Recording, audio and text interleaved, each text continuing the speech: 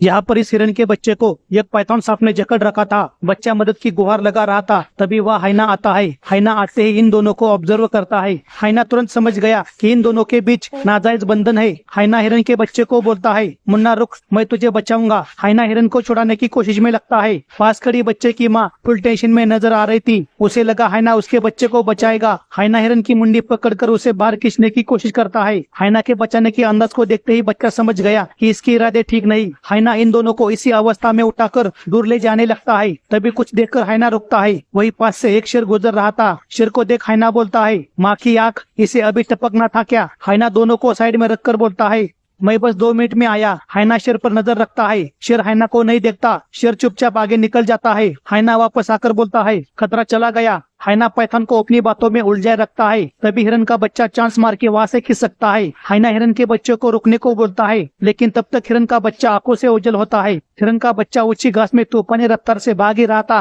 तभी उसके कानों पर चीते की नजर पड़ती है। कान देखते ही चीता बोलता है, ये कान तो मैंने कहीं तो देखे है। चीता भी उसकी तरफ तूफानी रफ्तार से बढ़ता है। चीते को अचानक भागता देख शेरनी बोलती है, शायद किसी का गेम बजने वाला है आज। चीता कुछ ही सेकंड में हिरन के बच्चे के पास पहुंचता है। हिरन का बच्चा भी बहुत चालाक था। वह चीते को वही आसपास घुमाने लगता है। बच्चा फुल पिकअप पकड़कर भागने की कोशिश करता है, लेकिन चीते के स्टेमिना के आगे बच्चा हार जाता है। यह सब शेरनी दूर से देख रही थी। चीता बच्चे को पकड़कर घर की तरफ बढ़ता है। शेरनी भी उसके पीछे चल पड़ती है। चीता हिरन के बच्चे को जिंदा अपने घर लेकर आता है, ताकि उसके बच्चे उसके साथ ट्रेनिंग कर सके। भागने के कारण बच्चे की सांसें अभी भी फूल रही थी। चीते के बच्चे इसी हालत में उसे भागने को बोलते हैं। बच्चे की ये हालत देख शेरनी गुस्से से चीतों के फैमिली की तरफ बढ़ने लगती है। शेरनी के चेहरे से गुस्सा टपक रहा था। शेरनी नजदीक आते ही उसके पायल के चंचन चीतों का ध्यान खींच लेती है। शेरनी को देखते ही वे समय रहते वहां से खिसक लेते हैं। शेरनी नजदीक आते ही बच्चे को अपने मुंह में उठाकर कैमरे से दूर भागती है। दूर जाकर शेरनी बच्चे को खाने की कोशिश करती है,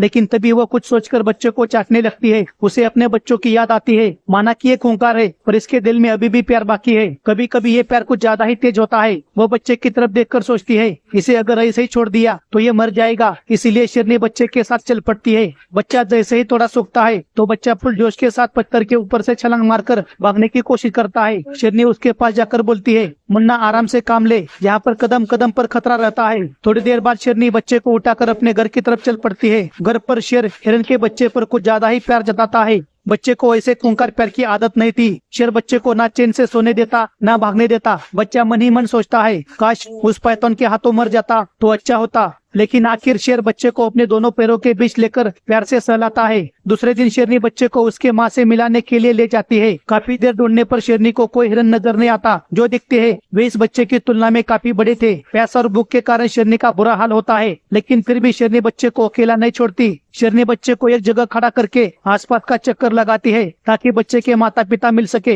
एक जगह कुछ हलचल होने से शेरनी उसकी तरफ बढ़ती है। वो देखती है कि कुछ हिरन घास खा रहे थे। शेरनी बच्चे को बोलती है, तुम्हारे माँ बाप आ गए, जा मुन्ना जी ले अपनी जिंदगी। लेकिन मुन्ना बार बार शेरनी के पास चला आता है। शेरनी गुस्सा करके बोलती है, मुन्ना चला जा यहाँ से, अगर थोड़ी देर यहाँ रुका तो मैं ही तुझे खा जाऊंगी। आखिर मुन्ना शेरनी की बात मानता है और वहाँ से चल पड़ता है। जब तक बच्चा अपने माता पिता से मिलता है तब तक शेरनी आसपास नजर घुमाकर देखती है कि कोई दूसरा जानवर बच्चे पर हमला ना कर सके। आखिर बच्चा अपने माँ बाप से मिलता है और इस तरह कहानी की हैप्पी एंडिंग होती है।